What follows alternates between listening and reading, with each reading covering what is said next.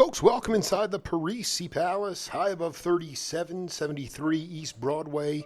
This is the Jake Feinberg Show, coming on Power Talk. Thank you so much for making us part of your day today. And last weekend, I was inside a local record store, and somebody in Arizona donated their entire collection of vinyl to the different stores, and so they are flooded with all sorts of folk and country and bluegrass music. And I'm sifting through the bins, and I pull out this record, and the price was very reasonable. It was on a certain label that I love, and I opened the inside gatefold cover, and I see all these cats on the inside, and I'm like, I have a feeling that there's some untapped gold in here amongst the accompanists. And sure enough, yesterday I started listening to the album and absolutely was blown away. And I started to look, and I said, all right, let me start with this cat, Karl T. Himmel. And I look up on Facebook, and we are already friends. We have 75 mutual friends.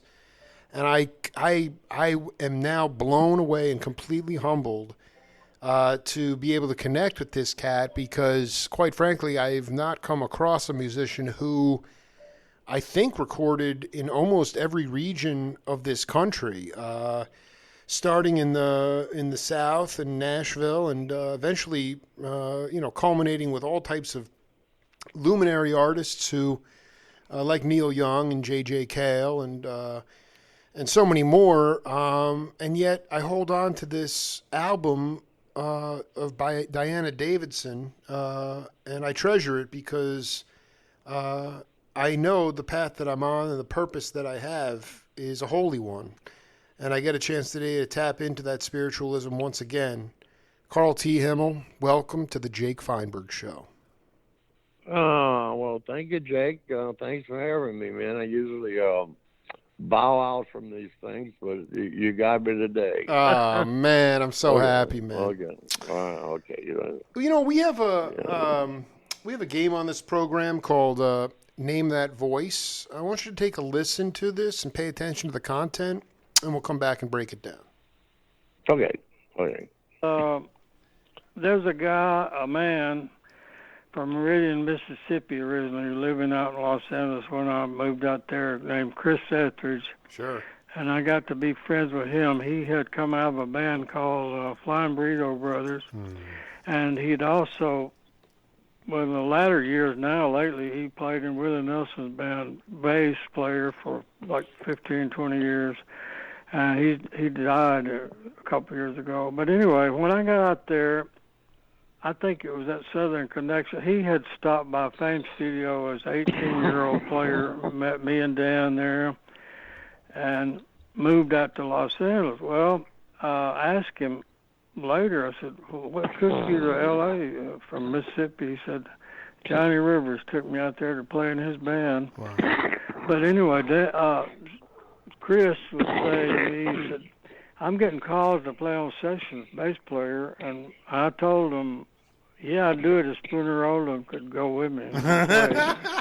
Oh, yeah. Who is that? Oh, that's Spooner. You darn The great Spooner. The Spooner, and I wanted to talk to you, Karl, because I'm. Are you okay? You okay? No. I'm trying to get that out. Yeah, no. Well, we can edit this out. Okay. Yeah, Spooner. I want you to talk about the Southern Connection. Delaney Bramlett, Chris Etheridge, Spooner Oldham, Karl T. Himmel. Please, the floor is yours, my friend. Oh, I love him. I had Chris Etheridge. I had a new BMW, I remember, in Nashville, and we were hanging around Willie, and Chris came in Nashville and around, trying to get work. The session thing is one thing. You just stay there, and after a while, you get work, right? Sure. So we were hanging around, but he wasn't working much then. As when he first came there. So I got him in the car. I said, he said, where are we going? I said, we're going to Atlanta. Willie Nelson concert. I'm going to play percussion with him there tonight. Oh, okay. So he ended up going with me, and like 2 weeks later, he kept on saying, when are we going home? Yeah, yeah, because that's what happened. I think it was about a week. We just stayed driving, but I was on Willie's tour with Willie, and I was playing with, Paul and playing percussion and stuff. And, it was great, and, but, or get me a new T-shirt. That's what it was. I was giving him T-shirts to wear. And, I want you to talk. Yeah, go ahead. Well, anyway, he that's when he met, Willie, two B Spears and all that. So it was amazing, when he ended up having two bass players. Wait a minute, hold on a second here. Wait, hold on. He. I just want to be clear. When Willie met Chris, he brought him in, and Willie had two bass players at the same time. No, he called him. What did he call it? He called him Rabbit or something. I don't know a nickname for him. Anyway, or something. But yeah, he wasn't playing with bass for Willie. He just met him with me. I introduced him and hung out. But then B was getting a divorce and his wife was going to get everything. And so B said, "Look, get out of this and make it look like I'm not working, right? Getting this kind of money." So he did. He quit his job and just when he looked over to his left, he said, "You want to play bass?" That's how it started. Oh my! And and that was on the trip that you were playing percussion on that gig. Yeah, it was about 75 or so. Oh my God, dude, Karl, I really need you to talk about this because I've interviewed so many beautiful. I mean, like Kenny Malone, dear friend. I love Kenny, man. He's my buddy. I want you to just talk to the audience, especially younger cats. To me, how did you incorporate percussion, congas, bongos into country and western country music? It was, a trap drummer was unique in and of itself, but then, how did you put those colors into that genre of music? How did you learn to do that? Yes. But I'm making it sound like Santana. Dude, the clave beat. No, because dude, even the track we let in with Jimmy Martin. Yeah. Right?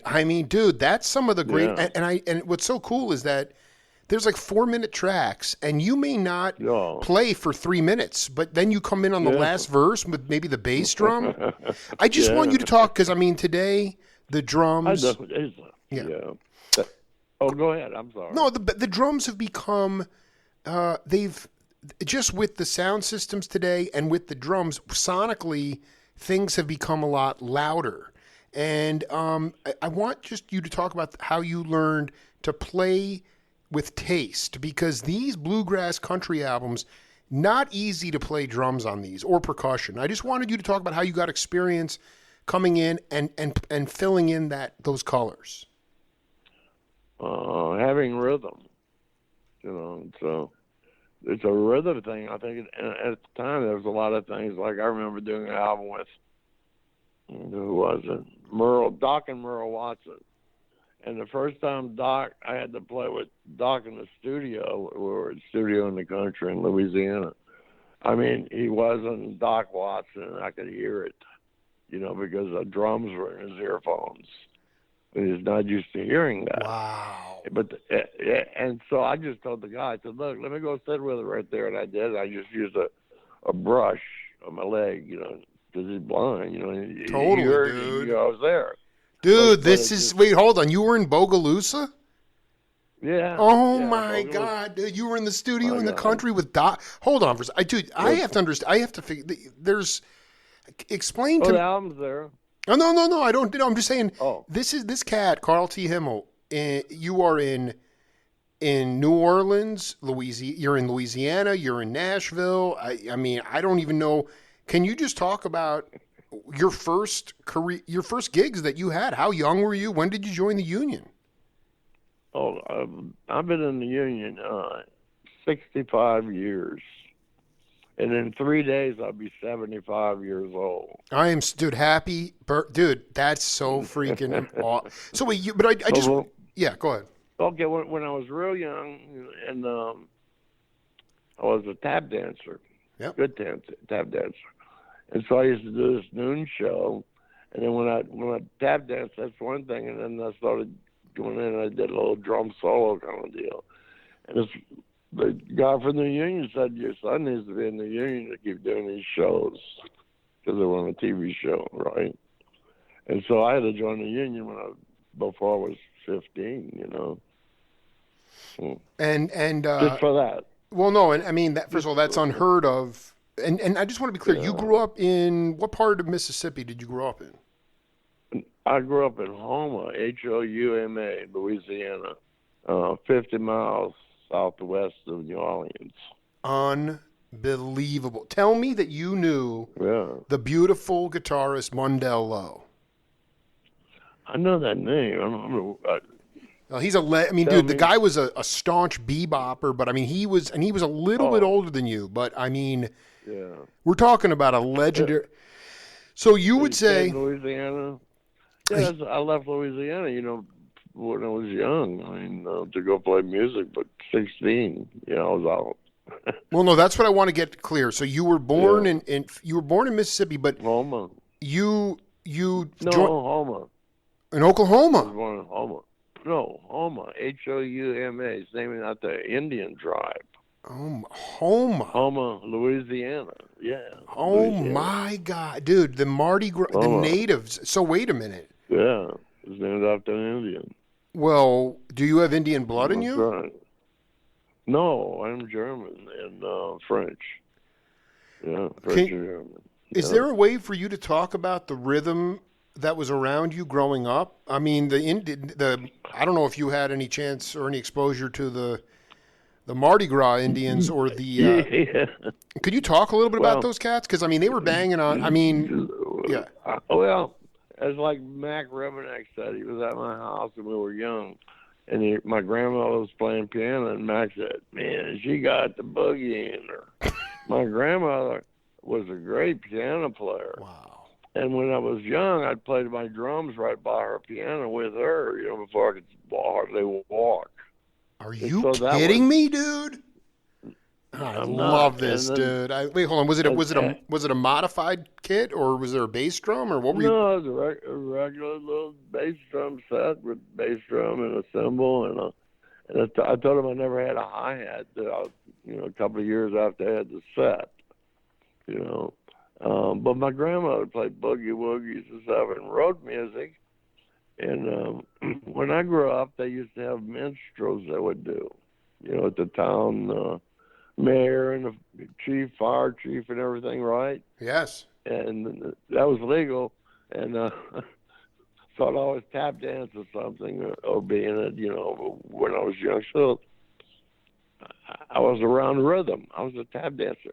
You know, Steve Gadd's the greatest drummer in the world, and he's also a tap dancer. A lot of those cats were. Yeah, absolutely, man. I want you to talk a little bit more. Can you talk about a memory of a Rabbit Foot minstrel show that you went to? I mean, that's pretty. I mean, Cyril Neville talked about him. Dr. John, Levon Helm. I was in it. I had blackface. Oh my God! So you're. And that's what I said. That's when you had the mayor in it or something, the sheriff, blackface, and it was perfectly all right. I guess in the 50s, 60s, right there, and it stopped. You know, around the 60s. Oh my! Yeah, so the late 50s. Yeah. How did you wind up getting connected? So you wound up in the Union in New Orleans? Yeah. And was it the let me see here, because when I interviewed Mac, he talked about there was a white union and a black union. Which were you part of the white union? No, and Mac's talking about when we were playing together in the French Quarter, they had clubs that just had to have all black bands, and we didn't believe in that. We were just like, fuck that, and then excuse me, and it's okay. So Mac, it'd be like Mac and I would play, Ronnie Barron, some really good players. Jerry Jumaville played a lot of stuff, and our next guys that would play would be James Booker. Smokey Blackwell on drums. Okay, so I want to get this. I want to get the chronology I was here. seeing all that. Well, when I was playing gigs on Bourbon Street, I had a identification that I was older. Oh, I see. Yeah, of course you did. Of course you did. So yeah, and but yeah, all the good players were all playing at these places. So that was a growth period, you know. And I liked to the Dixieland. I really liked the Dixieland, and I really liked Al Hurd and some of the jazz people who were there. So it was like they say, a mixing pot, like a gumbo. Oh, dude, you are the gumbo. I mean, I am so honored. Listen, hold on. This is what Dr. John told me. He said, prior to integration in New Orleans, there was a black musicians union, Local 496, and a white union, Local 174. Now, yeah, I think it's 174. So you were in 174, and I think that. and then can you talk about the yeah, like ultimately, like you were underage, you were 14 or 15 years old, and and your folks let you go and live there by yourself? Well, no, I was getting in trouble and stuff. I hung around with older musicians. Sure. So I felt for me to grow, I had to play with the older musicians, right? Because they knew what was going on. And I couldn't find that if I stayed at home. You know, it didn't exist there. You know, I could go down the bayou and play Matilda's, finally come back home the rest of my life. You know, the boys got to get out of town, hear what's going on. Absolutely. But I mean, you would essentially play a gig and then go home and then drive home? No. I had an apartment there in Bourbon Street. Mac had one on top of me. Oh my God! No. Oh my God! Oh God! So I mean, I want you to tell me. I'm the only child. My mom was her name is Dorothy, right? She's gone now. But Mac's mother, Dorothy. So when they'd talk, Dorothy would say, Mac's mom would say, "Oh, he's all right. He's with Mac, and they're good. It's safe, and you know, oh, thank God." You know, and Mac be doing something really bad, you know. And who knows? You know, I mean, they were so young. You know. Okay, so anyway, that was growth. You played the Open Door. No. On Bourbon Street. What it was called? No, I don't know what they called it back then. What were the clubs? Open Door. So you were down there. What clubs were you? And I guess maybe the better question is this: so you were gigging. Your grandma was playing. You'd say boogie woogie piano. What was she playing? Yeah, I mean she just played. Yeah, she had that happy feeling. You know, I don't know how to explain it. You know, ragtime type of piano. Absolutely. I mean, she had perfect time. Yeah, she had perfect time. She taught piano for a while too. So. And my mother was a singer. You know, she was doing stuff with some big bands after the war, and the Second World War.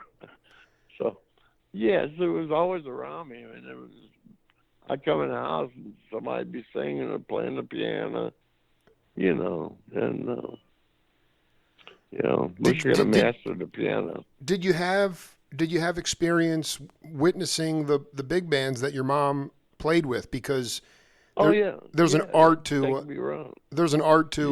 to swinging through a big band. Can you talk about how you learned to swing through a big band? Just that way. I mean, then you go, well, okay, I want to sit in on this one. Let me sit in. Let me sit in. And the next thing you know, sitting in with bands. You know, and I'd hear when the trumpets wanted to pop. You know, and I wasn't reading it at the time. I was like, knew it had to go there mathematically.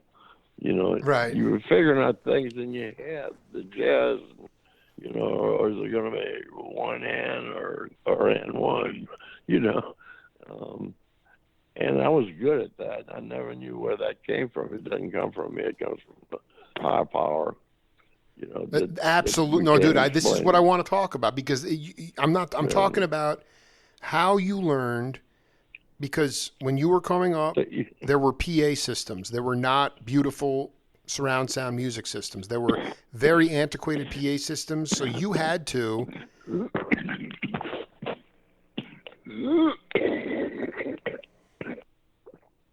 Like getting old's a bitch. Pardon me. Dude, you are a legendary character. I hope you live for another 50 years at least. How did you learn to create volume through soul? Because you could not you had no amplifiers. There were no there was no microphones on the drums, but yet you had to create it through soul, which is coming from a higher source.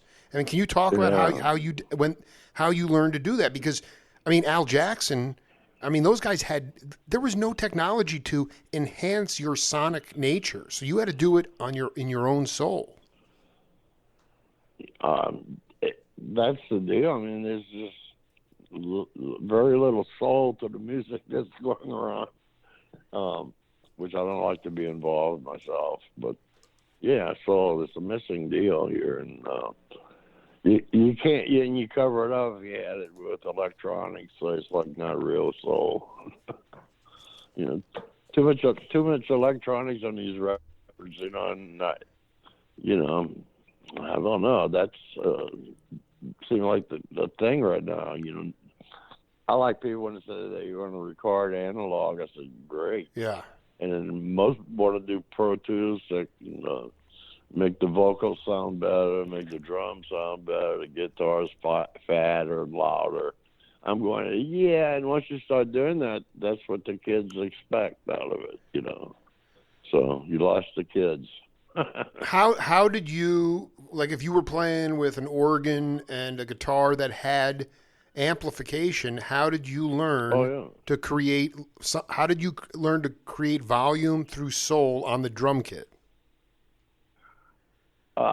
In Nashville, I was playing with an organ guy named Cassie Gardner, who's passed away now. Oh my God, dude! I love that freaking. Were you on his records, by the way?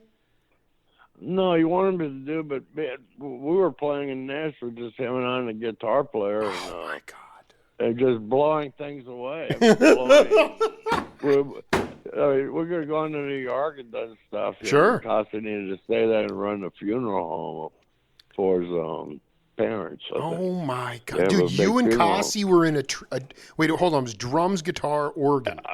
Well, Cassie could play the bass pedals. He could kick pedals. He could kick pedals. Yeah, he was kicking pedals. Yeah. And so we didn't need a bass player. I mean, he was great at it. You know. Wow. He's a good-looking cat. I love it. I talked him into motorcycles, and he got a Triumph motorcycle. No, I mean a Harley Davidson motorcycle, but it looked like Easy Rider painted that way. I was like, you're a brave son of a bitch. You're brave, man.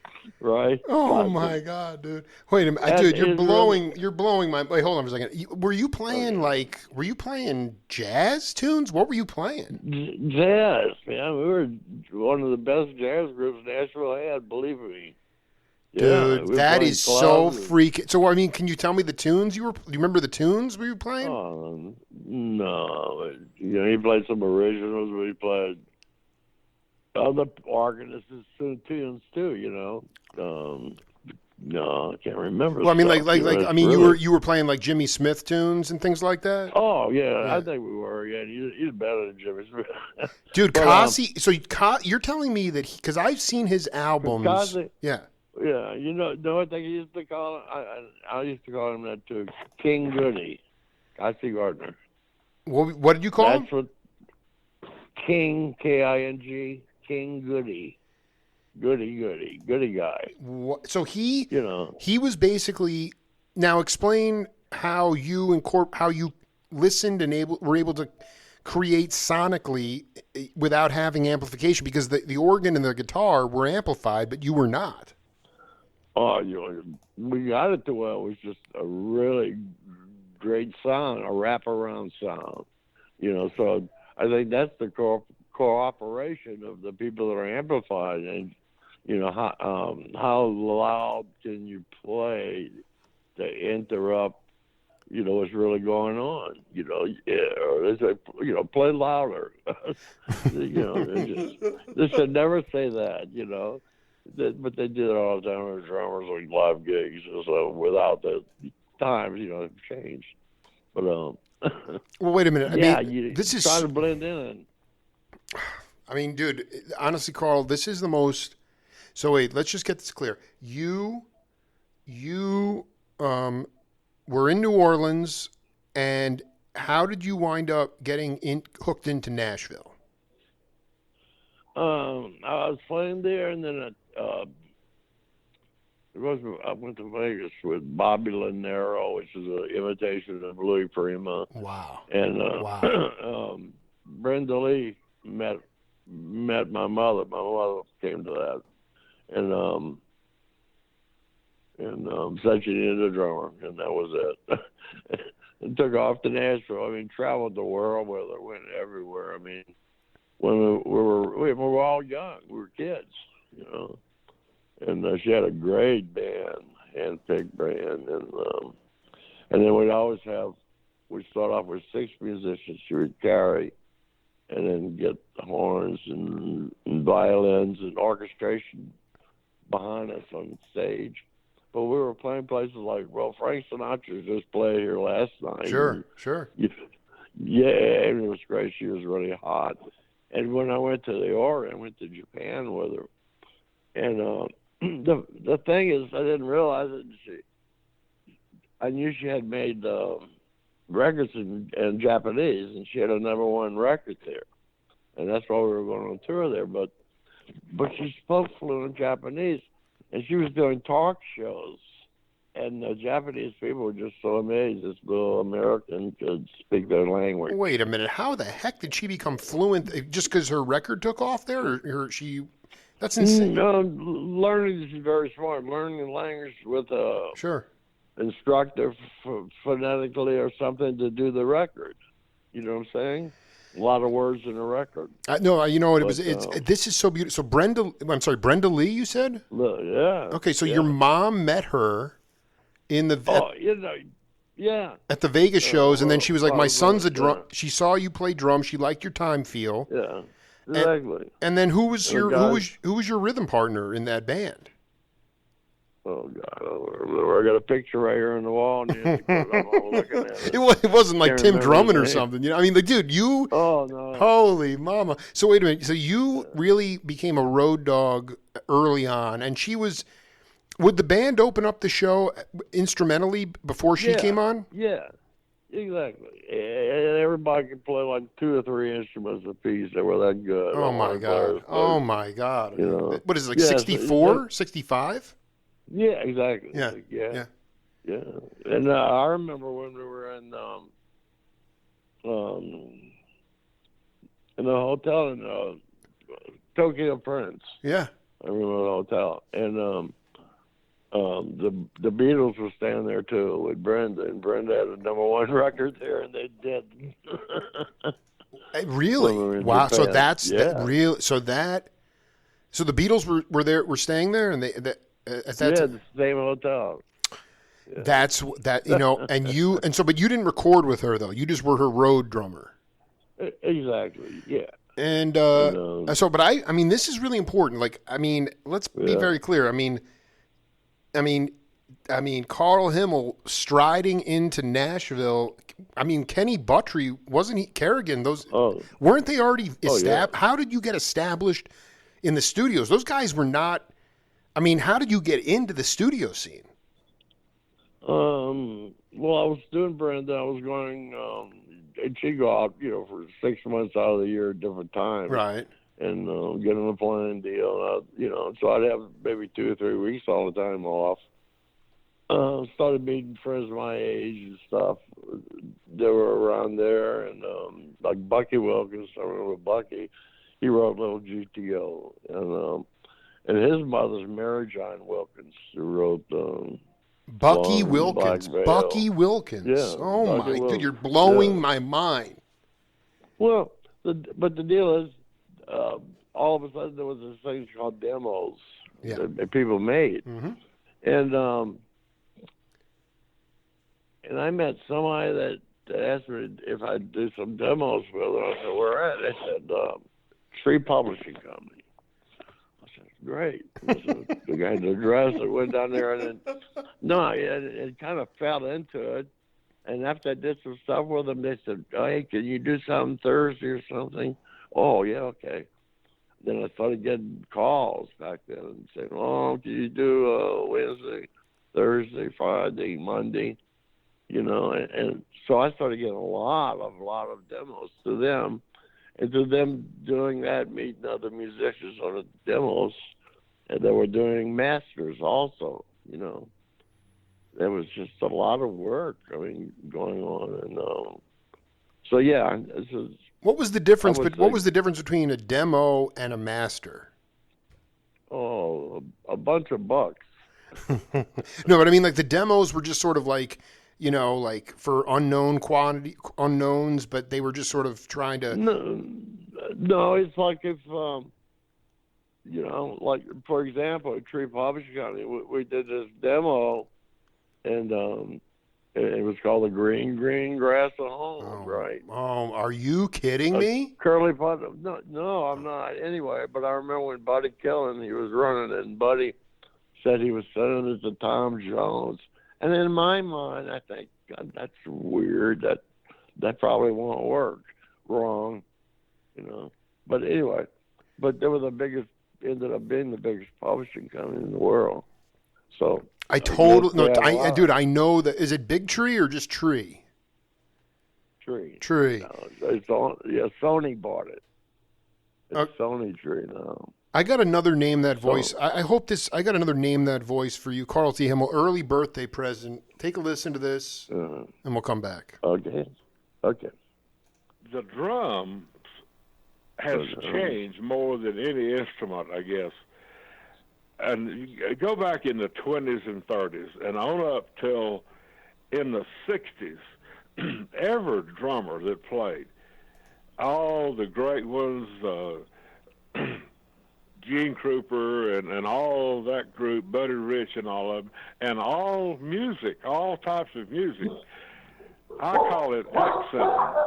I don't know what the true word is, right? But accenting on the 2 and the 4. Now the bass drum, a foot is 1, 2, 3, 4. 1, 2, 3, 4. Now the 1 will be the first thing you hit with your foot, and then 2. 1, 2, 3, 4. It's 2 and 4 and 1 and 3.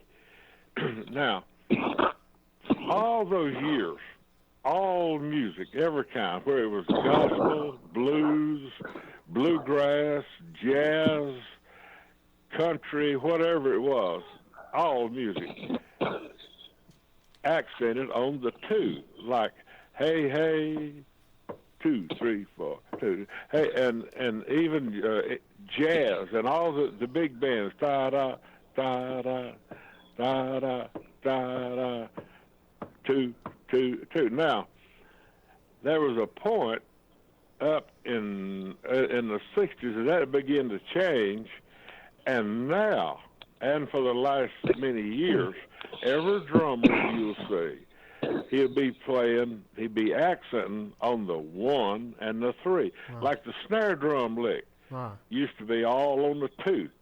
Now it's on the 1, like bang, bang, bang, bang. No matter what you're doing, da da da da da da. It's changed. Nearly every style has changed, and here's when it began to change. And I kind of made a joke out of this. If you listen to Roy Orbison's "Pretty Woman," I know you've heard it a million times. Mm-hmm. That record's what I call accenting on the 1 and the 3. Say, like, pretty woman, da da da, da da da da. Now, see. All right, Karl T. Himmel, who is that? Professor Paradiddle. That was my interview with the late, great W.S. Holland. Oh, W.S.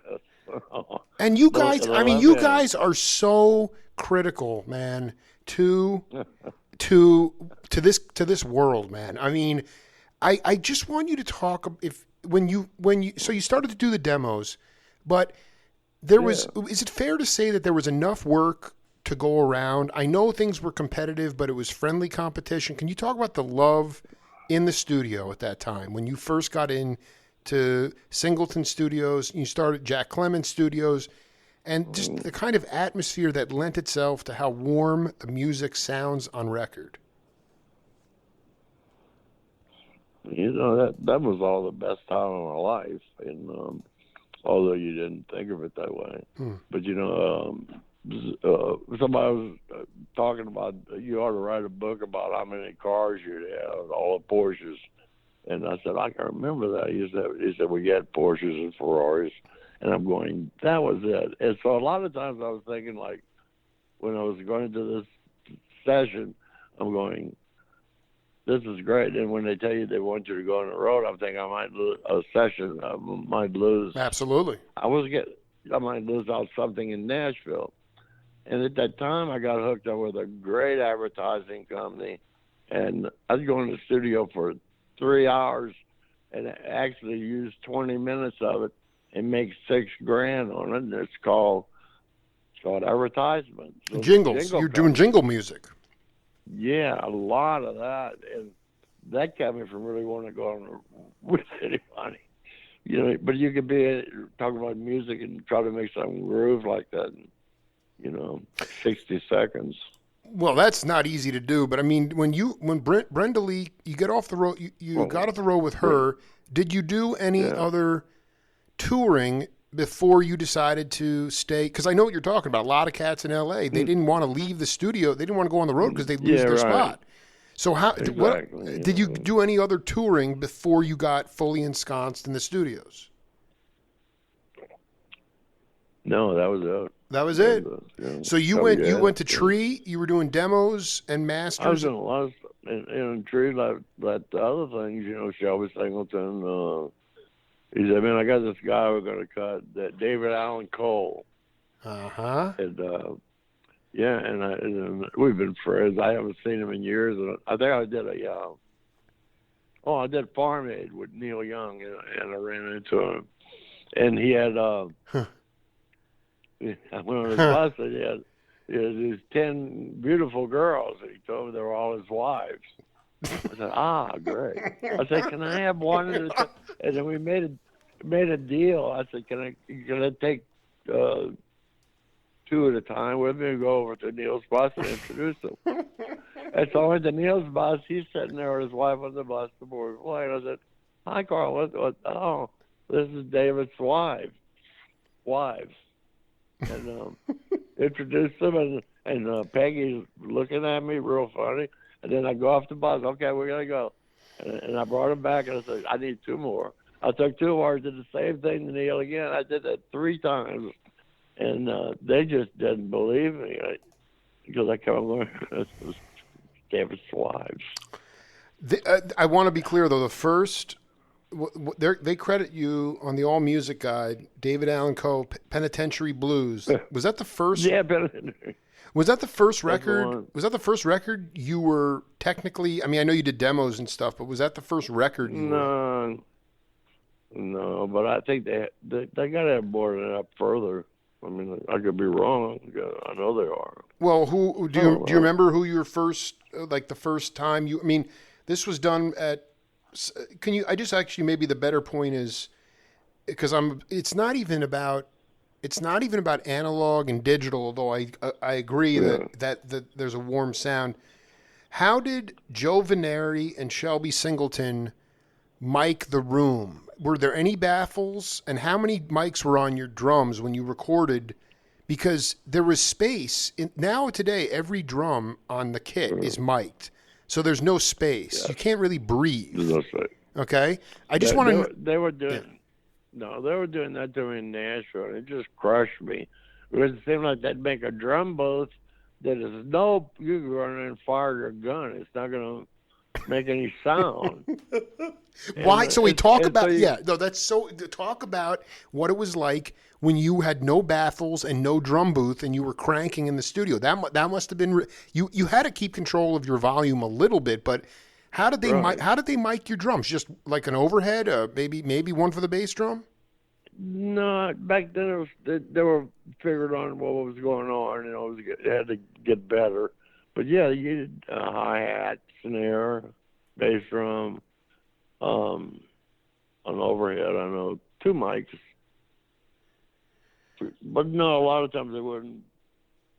Like Tom setting up have enough mics. Right. I'm just trying to get at the idea, like when you, like basically, like how even with what's his name? Quasi? What was his name? The organ player? Cossie Gardner. Cossi. Like so he's kicking pedals. He's playing bass lines with his feet. How did you compensate for that? And did you play time on the top of the kit, or did you just feather the bass drum? Yeah, I just kind of feather it, to keep everything moving. God, I wish I had some tapes of that. That's what I was just gonna say, dude. We need to have tapes. What were you playing? Like the King Goody. Were you playing like the Bluebird Inn or something? Where were you playing? Bluebird didn't even exist when I was playing with him. I was doing a lot of R&B stuff too, and I think I met him. Billy Cox introduced me to him, and Billy and I were doing R&B sessions together. What are you talking, dude? Stop with this. Stop already, man. What are you talking about, Billy Cox? Yeah. Hold on. Yeah. When did that? So wait, when did you? Oh my God! And first of all, I just want to know. My God, my brain is you've blown me away already. So wait, you were doing all kinds of different sessions, but when you got involved with the studio in Nashville, did you? Is that when you met Quasi, or when did you connect with him? Yeah, well, I was, all the music bars you went to. There was a couple of little jazz clubs, weren't what's happening, considering what was happening in the black part of town, which a lot of the white people didn't go to, right, when I was there. And I was playing in clubs on the black side of town with Cossi. You know what I mean? What were the names of those clubs? Oh, fuck, I can't remember what it was. Not at all. The guard, not at all. Let me ask you something. So for instance, like, I'm trying to get the idea. Were there jazz clubs, and were they on the black side of town, or was it also in the white side, or they were just always on the black side? Well, at the time, and I used to go to this club and Billy was playing bass with Jimi Hendrix, and we all knew who Jimi Hendrix was. They were just playing R&B. And they all had suits on that shine.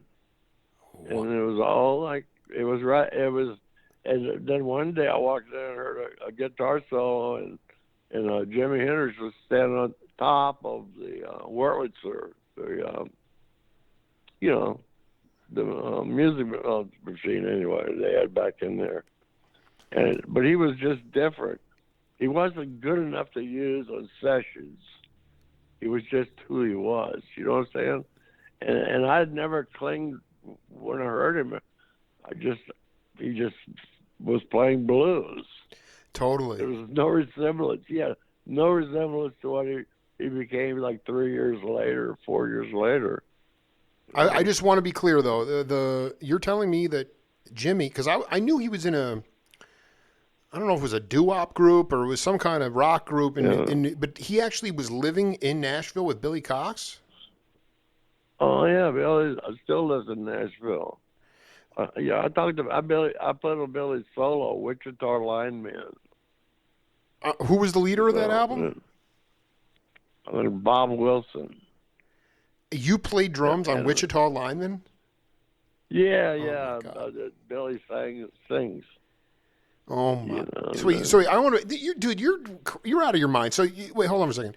You in New Orleans, did you ever go to Cosmos Studios, or did you ever record in New Orleans, or was it just live playing? No, that's how I got started. Mac was the one I always wanted to get hooked up with because he was doing sessions in New Orleans at Cosmos, and I wanted to get into that. And so Mac would hire me on stuff. It's $10, and we go in there and play something, So he was getting me some sessions there, and yeah, a lot of came out that little place. Well, I mean, can you, were they jingles or were they actually with musicians? Do you remember? Oh, no, just with musicians and stuff. But I don't know who it was or what it was about. He would give me that kind of stuff.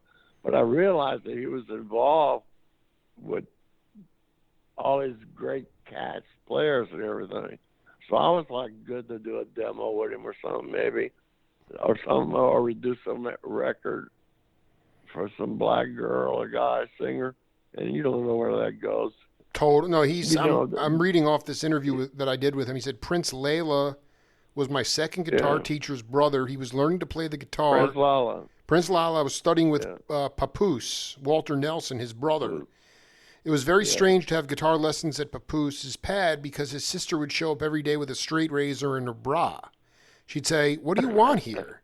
This would be every day. I would have to wait outside the door until Papoose or his brother or father would let me in. Okay, so he said did you play Al C. Field's minstrel show? No, it was a home in Louisiana I was talking about that I did. That's right. Okay, so you were in Cosmo Studios doing demos. Yeah, I'm at Dazzle. Yeah. And then you went to Vegas. Did you meet the cat? I don't remember the Louis Prima guy. Did you meet him in New Orleans? Yeah. He lived here. I just said his name. Yeah. I forgot about it. It's all right. You said it though before. Yeah. Yeah. What's his name? It'll come. Boy, things just slip by. Yeah. So you went to Okay, go ahead. You went to Vegas, got hooked up with Brenda Lee, toured with her, went to Nashville. Now, it says that you played on a Bob Dylan album. Is that right? Oh yeah, yeah. I used to work for Bob Johnson a lot. Bob came to Nashville and turned it on its ear. You know what I'm saying? You got to talk about him. I don't know who that is. Well, how did he turn it on its ear? Well, I remember they made him head of CBS. And, first of all, Bob Johnson's not a Texas. He's a Texas guy. He's really good. He's the one that discovered Bob Dylan, I guess. Oh my God! Some other acts. His mother wrote The Eyes of Texas Are Upon You or something, so they had publishing. But weird. I mean, great insight on music. But it shocked Nashville because they weren't ready to jump into the next level. And so when he came here, like doing Bob Dylan, and they thought, he's bringing all this rock and roll, and that's what I'm saying. He didn't bring Led Zeppelin, brought Bob Dylan. Sure. So that was more folk, I guess. But I mean, yeah, but he was changing things. Like I did Earl Scruggs' album, and I thought, wow, Earl Scruggs, that was the first drummer on any of his albums. Because they didn't use drums. It's a banjo player. Dude, that's what okay. I just wanted you to talk a little bit. I'm sorry. I just wanted you to talk a little bit about, if you can, as best you can, talk about you were the first cat, at least with Scruggs. They didn't have a trap set. Everybody had their own internal time feel. I guess the banjo would keep time. Right. Yeah. But what did they say anything to you about how to play the drums? I mean, that to me is so special. You were on these sessions. No. Yeah. No, that they just there's an arrangement. They kind of tell you what's going on, or you run through it once or twice. But I never work with people. If I work with people that want to tell me what to play, I go, well, you got the wrong drummer, but I'm telling you who you need. I love that attitude, man. Like that's the. Yeah. I mean, like that's the thing. Nobody ever told you what to play. Lewis Hayes. Nobody ever told him what to play. Now, when he got to Oscar Peterson, Peterson's his arrangements were sophisticated. He really struggled because that was the first time that he really got humbled by the music. But I mean, nobody had drums. Is it fair to say you were the first drummer to play on bluegrass and country records? Oh yeah, I tried to give. We were playing at the Grand Ole Opry with Earl, and I just did this album with Earl's sons. Yes, his two boys. Yes. I did their album. Yes. Anyway, but they asked me to do the Opry with Dad. I said okay. So the first thing I did, I was trying to get a bass drum on the Opry stage. Because all you're supposed to just have a snare drum. That's right? it. Yeah, that's it. Yeah, that's right. And I said, well, I'm going to just do my own thing and bring it up there, sneak it up there. And Roy Acuff just about shit, right? Oh my God. But I do remember when he wasn't looking, I gave him the bird, right? Oh, I love this. And all I remember is Earl Scruggs' kids, Randy and Gary, saying, "They're gonna kick us off the Opry." For a bass, but you held firm, and the bass drum stayed, and you. No, I wasn't able to use the bass drum. Oh, you did take it off. No, they came running to me about that. Yeah. What was they the? Weren't ready for it. That's so interesting. So you actually didn't use it. So I mean, yeah. Is there a way to articulate what Nashville was doing before Bob Johnson and then after? I mean, did they consider rock and roll the devil's music? What was going on in Nashville prior to Dylan and Bob Johnson? I think that they wanted to keep what they had together, that real country thing and control the growth of the music. That's what that place does, Yeah. And like what we got now, I don't know. But yeah, it has always been that way. They're not gonna if I finding that right hit song, I mean that's what it's about. If you go in there and say, I got a great vocalist, but she's not that great, but she needs a good song, see? So where are you going to find a good song? They're going to save a good song for the greatest vocalist and the one that has more potential to sell the song out, It's so weird in Nashville. I mean, I remember I did at Artie Ashworth's studio, we did the Gambler. The song Kenny Rogers. Oh my God, dude! Yes. No, and I went, oh, this is a hit. This is a story. Right. Wow, what a song! But I was doing all the demos, and so I was on that song, and so I'm going, wow. And I remember telling Artie, I said, Artie, God damn! I said, I was at Jack Clements' studio early today, and Larry Butler's getting ready to record, just named him, he's dead now. He's getting ready to record, what did I just say? Yeah, you just talked about it. The Gambler. The Gambler, Kenny Rogers. Yeah. He's getting ready to record Kenny Rogers. Well, God, like stupid as I am, he just goes, well, here, give Larry a copy. So I said, okay. And so I went by the studio and just walked in the control room while they were doing Kenny. And I said, look, Artie wanted to bring this over, man. It's a great tune. Simple as that. Remember, Artie gave me a motorcycle or something for bringing it over. Hold on a second. So you're telling me that a guy, Artie, the guy you were working with, Artie Ashworth. Artie, yeah, he actually had the. He's the one who produced Kale too, JJ. Yeah. Oh yeah, dude, he did the Diana Davidson album that I found. Yeah, Diane. Yeah, I'm sorry. Yeah. So actually he had the tune for the Gambler, and you brought it over to Jack Clement's studio. I mean, as easy as for that, because he was thinking about what doing. I mean, it's a demo, but Ben Kenny wasn't selling any records hardly. To go, well, this would be a good one for him. But it all happened really fast. And so that, wow. So that is an amazing story. So this is what I meant to ask you. Tell me a little bit about,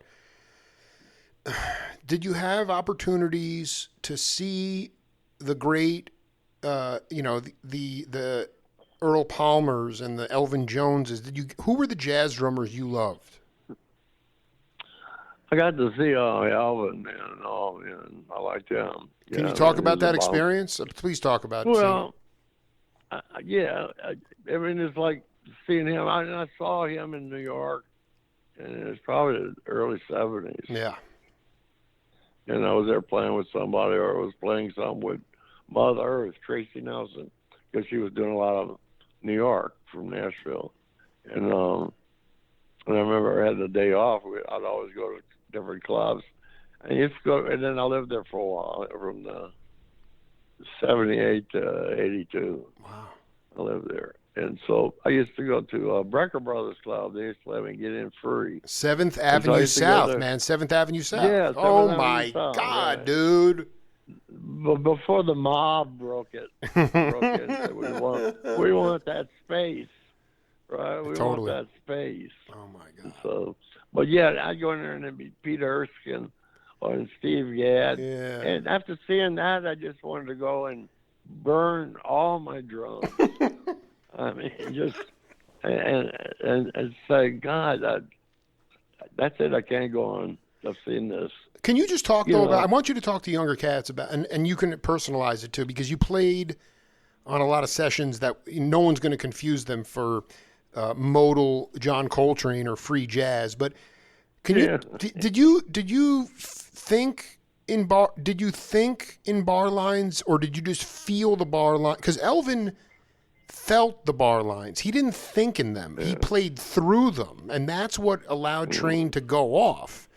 And I wonder about, I mean, were you, not that you were trying to, I just wondered what you thought about in terms of the spirit of the music and how it was like sheets of sound. Not that you were trying to do it, but how much of an impact it had on cats like drummers who you were not necessarily a bebop drummer, jazz drummer, but you know. But I do. That's what I love, playing jazz. But jazz is so good because it can pull you in. Oh yeah. And if you have good players, they pull you in, and that makes it happen.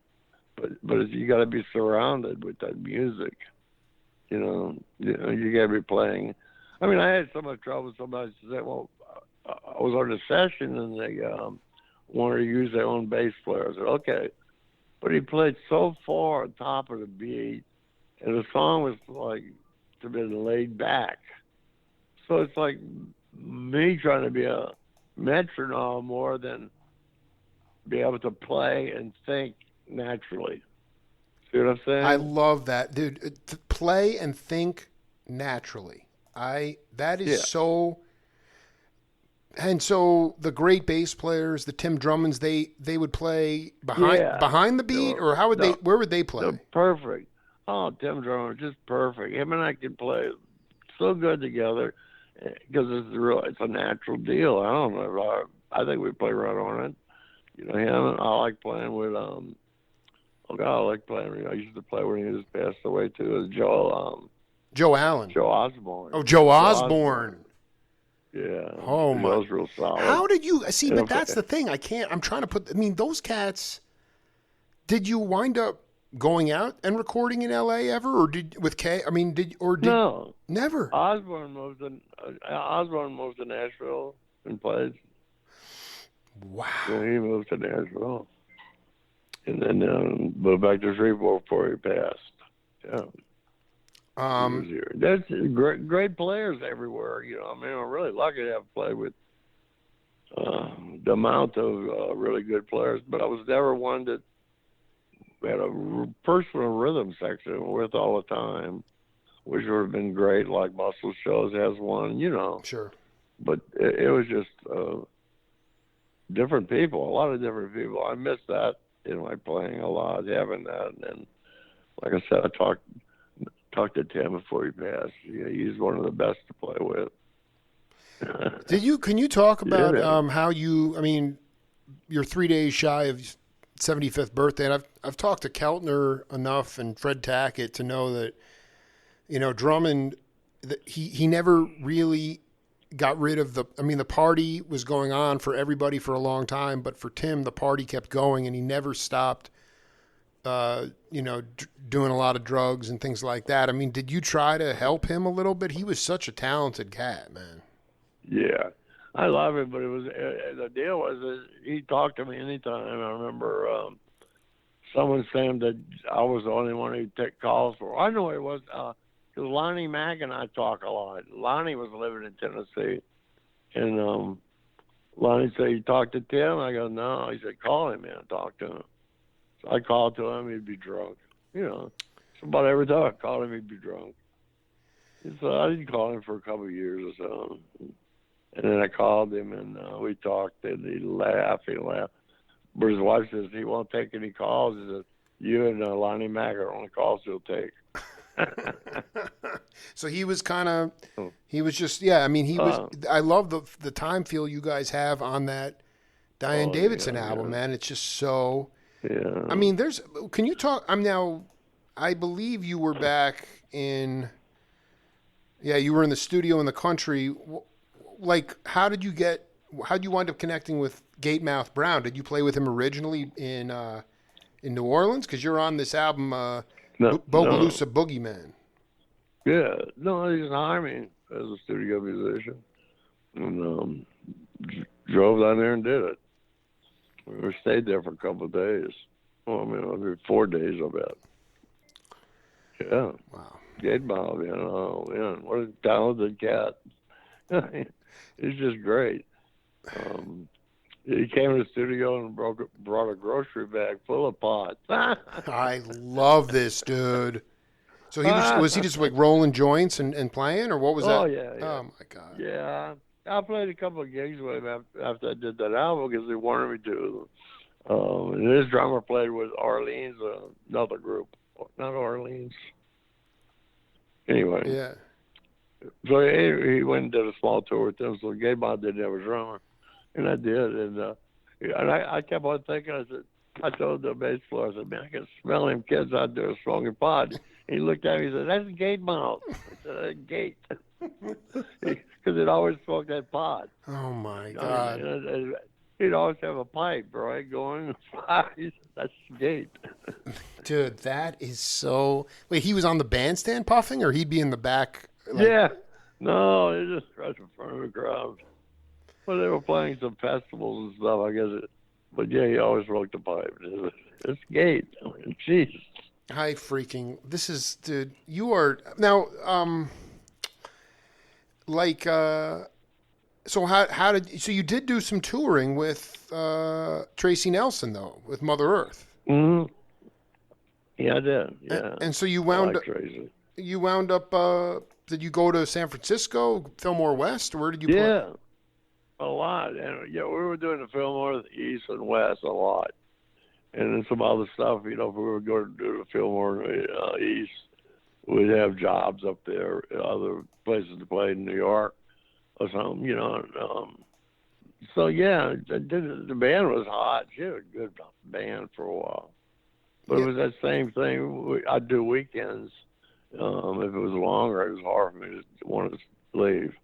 So for a while, when we started doing the fly-ins, that was all right. I just don't think she got to the point where it was feasible to do touring with a band that she had at the time. Totally. No, Johnny Gimbel was in the band. Yeah. Wow, what a fantastic player. Drummond was your bass player. Yeah. Bob Cardwell. And he's just fast. I was going to ask you about in New York.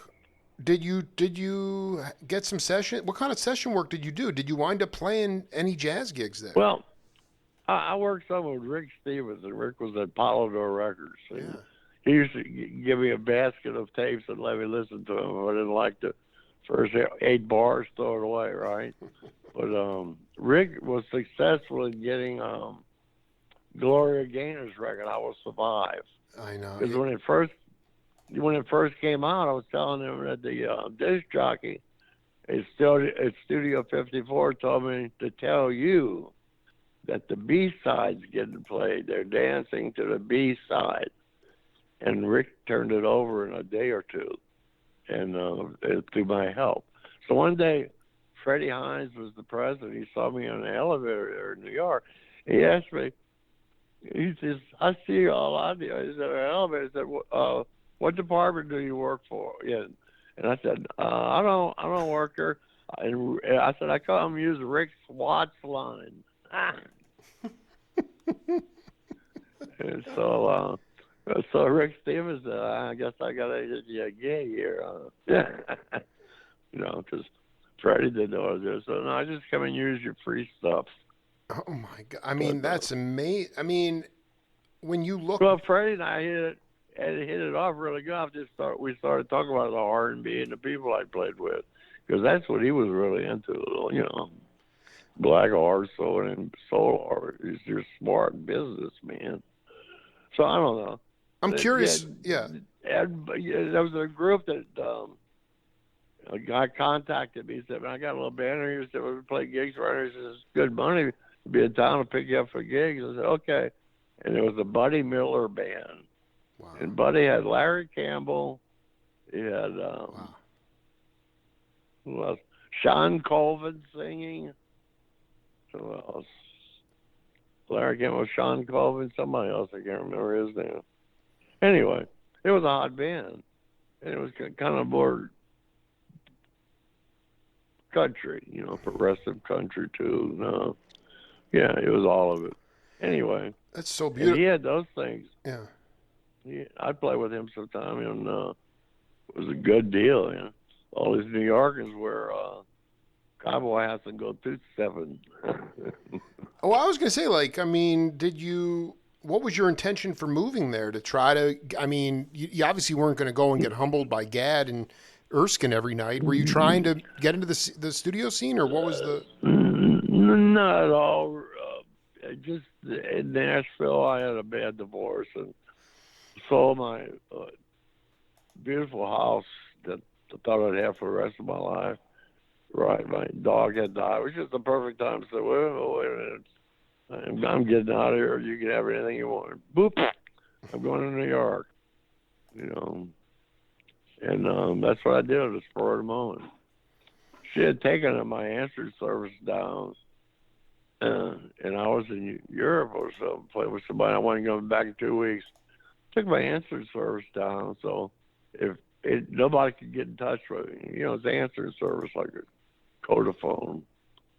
So when I got back, I had no calls, no answering service. Life was pretty shut down then. I thought it was time to try something else. Yeah, right. No, I understand. It was a good move. With Billy Cox, were you backing up? Who were you backing up? What kind of acts? We used to work for John Richburg, he, radio announcer.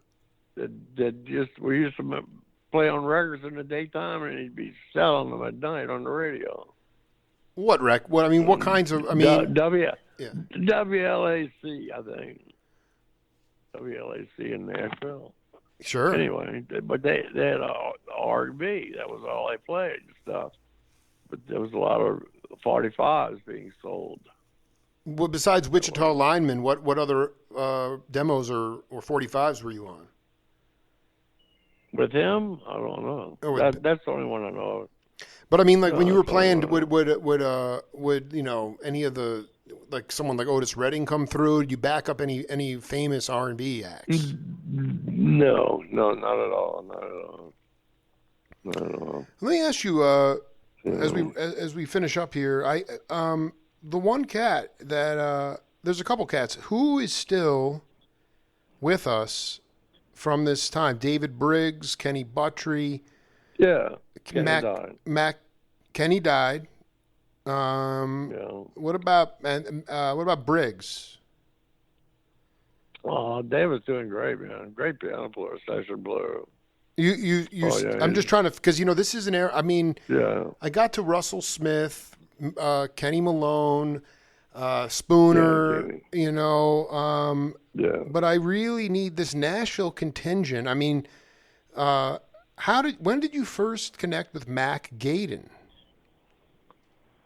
Well, that was it. I was playing with I didn't even tell you another one with after Brenda Lee, when I moved there, there was a nightclub that was open real late, and that's where the young kids were going there. Blues club. It was really hip, and I started going over, sitting there with the band, and then the drummer got drafted or something and had to go out of town or something. And a friend of mine said, "Man, this band needs a drummer. Why don't you go talk to them? They're rehearsing in the daytime." Okay, and I did. So I started doing this 4-day gig a week with the Allman Joys, who later turned out to be the Allman Brothers. Stop it right now. Dude. How could you? Dude, you know who's a dear friend who was in the Allman Joys was Paul Hornsby. Oh, well, that was way later. Yeah, Paul.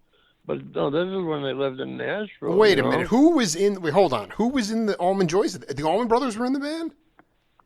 Exactly. Oh my, dude, Karl T. Himmel. No, wait. Hold on. So you get back from the road with Brenda Lee. There's a club in Nashville, open very late, and the people are jamming, and the drummer gets drafted, and then Tommy Amato. Thomas Amato, and then you start. How did you find out? Then you met Greg and Dwayne. I just subbed for him while he was gone. He had to go do something with the, being drafted thing or something. And he was their drummer. Yeah, but I played there with him for a little while. Yeah, and then that's when it was R&B. I mean, it wasn't any original stuff they were doing like they sound now. Absolutely. No, was Johnny Sandlin in the group, or was it just the Allman in the Allman Joys? It was just the Allman Joys. They might have had some guys locally here playing with them on bass and stuff. I don't remember, but they played it at the what's the name of that place. But if you look up information on it, it'll tell you what they was. So it was a blues club in Nashville. Yeah, it was a white place, and kids were hanging there, at the young crowd. And so, is that how you connected with 68, maybe? No, 68, 67, 68. Sure, maybe. no, 68. I'm 68. Yeah, because they were left town. Right. No, they were gone. I mean, it seems like it's even. So you went to Japan in '65. That's before the Beatles. I just wanted to know 66. About Mac Gaydon. It was Mac at that club. Yeah. How did you meet him? Well, Mac was just a local young guitar player playing around and heard about me or something and asked her to do some demos or something or play some live gigs. That's what it was. So we met and playing like park concerts, little things like that, and we were getting a lot of studio stuff all of a sudden together at that time, Instead of Mac coming in and overdubbing stuff, he'd be part of the rhythm section. So there was, like I was saying, there was a lot of work back then. Who was the guitar player that was playing with you and Kwasi? I can't remember his name. No. Let me ask you a question. Was it called the Briar Patch or Leia? The Briar Patch. Yes. The Briar Patch. Exactly. The Briar Patch, man. Yeah. So tell me about your, you get your ego into it, but why why have you been such a highly coveted drummer for people like Neil Young? What do they like about? I mean, obviously, it's important to be friends with people, but ultimately, your style is so. What is it about your style that continues to make you an iconic drummer? I don't know. I hope to believe it. I want you to put my heart in it when I do it, and try to be part of it. You know, a big part of it. And once you can do that, I mean, you can control the things that are going on with the music. You know, it's not going to make it a bad record or a good record, I believe. And if I get to that point, you try to find that point where you're doing the good stuff for the record. You know, that's all. And that's the harmony. I miss that. That's the reason I want to play. So I said, why don't you just play locally, play some bar gig, keep your chops up. It wouldn't be the kind of gig I really wanted to play, you know. Sure. It'd just be that I'm moving my limbs around, you know, to please my wife. I got a set of drums set up right here. She says, why don't you play them more? Said, yeah, right. I just think, you know, you know, for what it's worth, I just feel like you've, you know, clearly this was a spiritual connection, and I just want you to know that, you know, if you have to feel the calling and feel inspired, but it would be great for you to, I know how much rhythm has healed me, and I'm only 43, Yeah. and I just feel like, I know.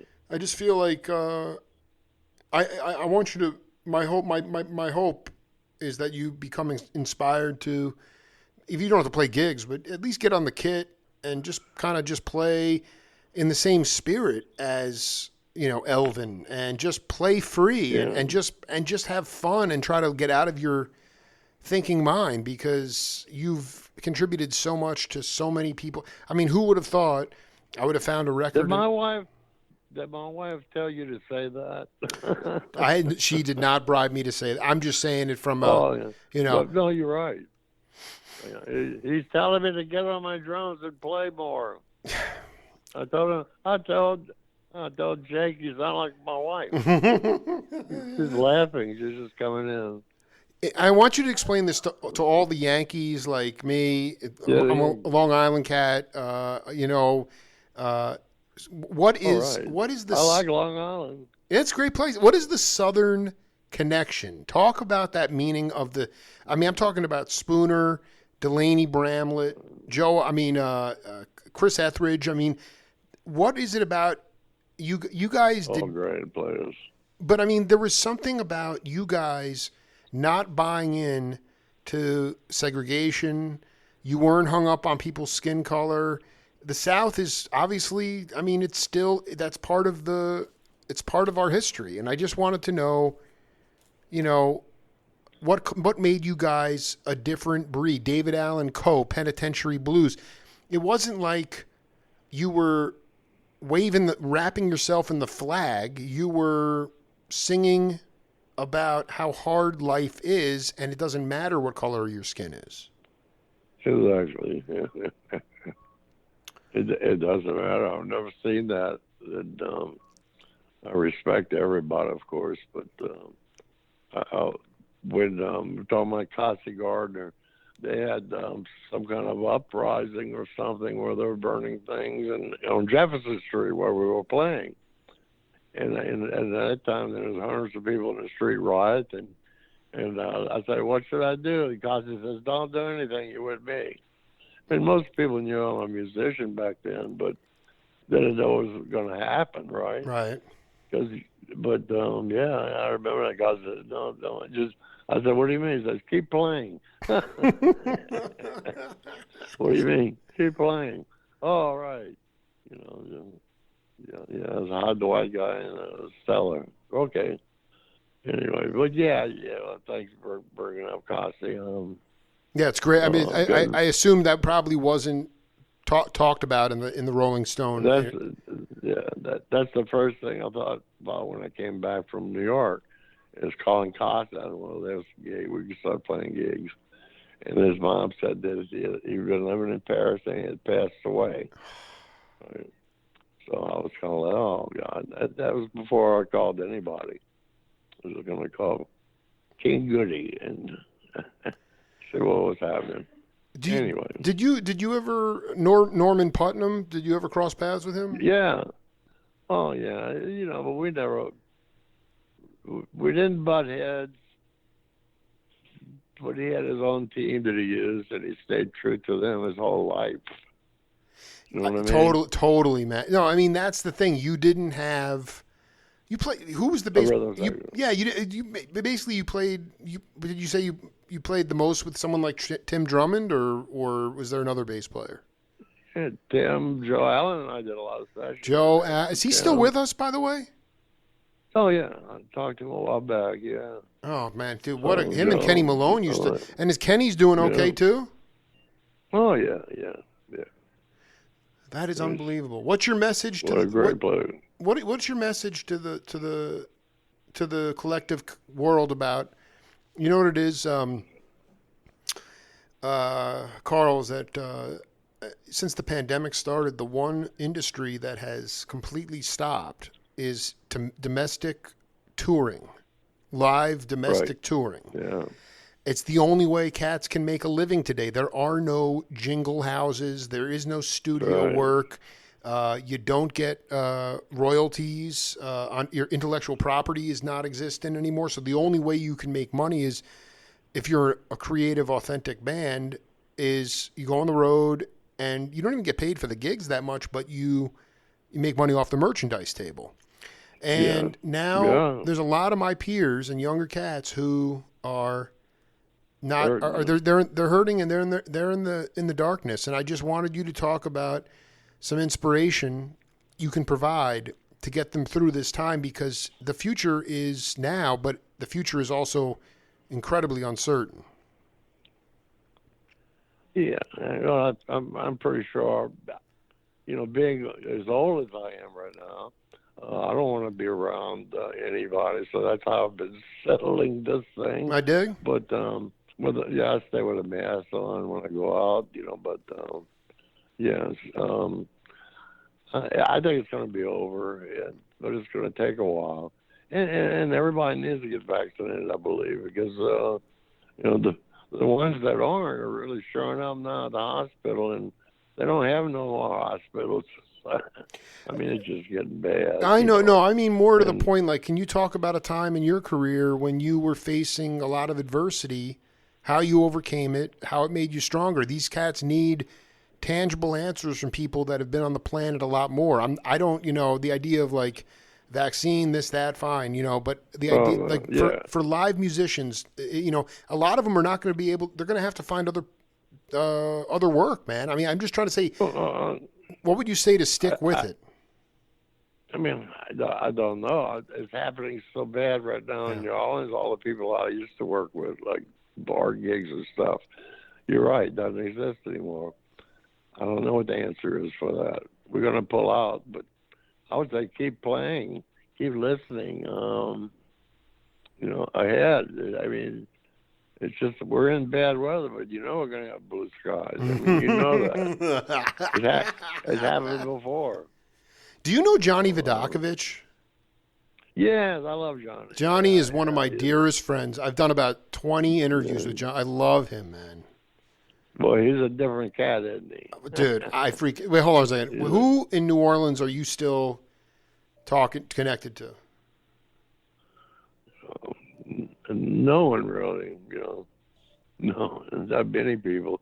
Jerry Jimaville was a saxophone player in New Orleans. He passed away. Right. So I don't call that.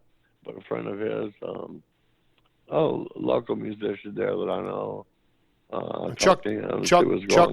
Chuck Beatty at all, or I guess Red Allen. Alan Robertson is the drummer. I talk to him sometimes, and he's good, man. He goes back to playing with Jocko, with what was that band? Rock and roll band. Oh, Weather Report. Oh, way before Weather Report, Jocko was an R&B band. What's that guy's name? Had the white hair, puffed up. Remember? Jesus, who are we talking like about? an R&B show. You're talking about R&B Jaco show. Pastorius. Yeah, well, he was playing in an R&B band. Oh my God! Anyway, this guy When, Alan Robertson. yeah, and Alan was playing drums, and Jaco was playing bass. And you know, he had one of those things with trombones and trumpets, da da da da da. You know, comes out in flash. But he had, he always wear shiny suits and look. He had puffy white hair. Yeah, no, I gotta find this. I gotta find. And wait a minute, he became a preacher later on, after he wasn't singing. Oh God. Let me see here. I'll have to look this up. You know, I was gonna say that. You know, I so Alan, it's Allyn. Is that right? Exactly. Yeah, I'd love to get, if you can, maybe I can call you later. You can connect me with him. I'd love to interview him. Oh, good. We're going to get him. All right. What's his name he used to work with? And that's C.C. Rogers. Oh, it was Wayne Cochran. Wayne Cochran. They were in Wayne Wait, Cochran. Jaco played with Wayne Cochran? Jaco, yeah. Oh, that's what I'm talking about. God, dude. Oh, my Alan God, huh? Robinson, dude. Yeah. Karl T. Himmel, man. And when you talk to him, tell him hello and I love him. Well, no, I'm going to have to call you later to get his phone number. Oh. Yeah. Okay. I'll call you later. I'll call you on my cell later in a couple hours. Okay, yeah, man. You're on Facebook? Dude, we're dude, I'm going to transcribe all these stories and blow them out on Facebook, man. Oh, you're good, buddy. All right. Yeah. Hey, man. Yeah, you know. Yeah, it was. We'll do part 2 in a couple. Let it breathe. You have a birthday, and then and we'll do set 2. Yeah. We just went for 90 minutes. It was pretty good. All right. I didn't think I had 90 minutes in me. Dude, go get on that kit, man. Get on that drum kit. Make your wife happy. I sure will. Yeah, be cool, man. I'll call you later. Oh, man. Good to talk to you. You sound like a great guy, man. Yeah, man. I'm just doing I'm just trying to put one foot in front of the other, man. You bring inspiration to people. Well, you're doing great. Sounds great. Much love, Karl. I'll talk to you later. Okay. All right. Me too. Later. Bye. Absolutely iconic drummer Karl T. Himmel. Thanks to Zia Records for providing the record that allowed me the gateway to get to him. That's it for now. This is the Jake Feinberg Show. We'll see you later.